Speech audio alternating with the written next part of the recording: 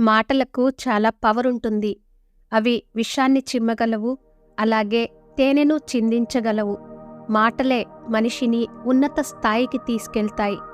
అవే మళ్ళీ అగాధానికి తోసేస్తాయి. కాబట్టి మాటను చాలా పొదుపుగా వాడాలి. కొంతమంది ఇతరులను చూసిన వెంటనే ఏదో ఒక కామెంటు చేస్తూనే ఉంటారు. వారి గురించి తెలియకుండా ముందే జడ్జ్ చేసేయడం అనేది చాలా పెద్ద తప్పు. రైలు చాలా వేగంగా వెళ్తుంది.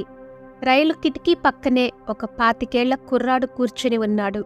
అతని పక్కనే తండ్రి కూడా కూర్చుని ఉన్నాడు. ఆ యువకుడు రైలు కిటికీలో నుంచి బయట ఉన్న ప్రకృతిని చూస్తూ పరవశించిపోతున్నాడు. నాన్నా, చూడు, చెట్లు మన వెనక్కి వెళ్ళిపోతున్నాయి అంటూ అరుస్తున్నాడు. ఆయన పక్కనే కూర్చున్న తండ్రి చిరునవ్వుతో ఆ కుర్రాడిని ప్రేమగా నిమరసాగాడు. కాసేపటికి ఆ కుర్రాడు, నాన్నా, మేఘాలు చూడు, మనతో పరుగులు పెడుతున్నాయి అని అన్నాడు. దానికి కూడా ఆ తండ్రి ఆనందించాడు. వీరిని చూస్తున్న ఒక భార్యాభర్తల జంట మాత్రం గుసగుసలాడుకుంటూ కనిపించింది. వీళ్లను తేడాగా చూడటం మొదలుపెట్టారు. ఆ జంటలో భర్త కుర్రాడి తండ్రితో, మీ అబ్బాయిని ఒక మంచి డాక్టర్ దగ్గరికి తీసుకెళ్లొచ్చు కదా అన్నాడు.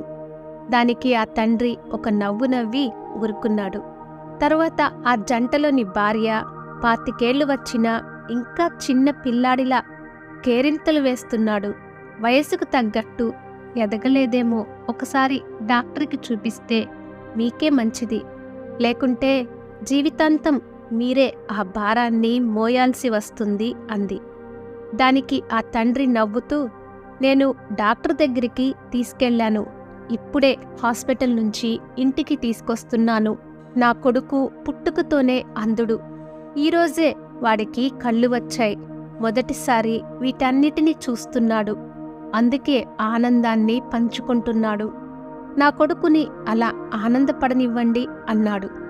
ఆ మాటలు విని భార్యాభర్తలిద్దరూ పశ్చాత్తాపంతో తలదించుకున్నారు. ఈ భూమి మీద ఉన్న ప్రతి ఒక్కరికి ఒక బాధ, ఒక కథ ఉంటుంది. మీరు దాన్ని తెలుసుకోకుండా చూడగానే ఆ వ్యక్తులను జడ్జి చేయడం అనేది తప్పు. ఈ కథలో 25 ఏళ్ల కుర్రాడు చిన్న పిల్లాడిలా ఎందుకు ప్రవర్తిస్తున్నాడో తెలుసుకోవడానికి ఆ భార్యాభర్తలు ముందుగా ప్రయత్నించి ఉంటే బాగుండేది.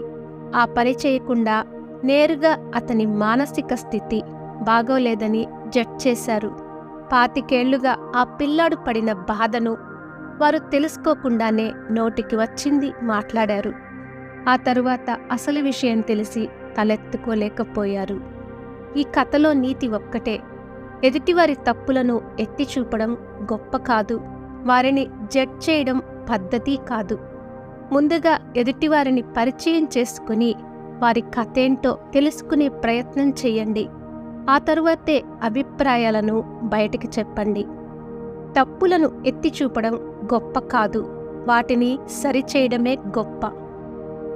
Thank you for watching. For more interesting videos, please like and subscribe our channel.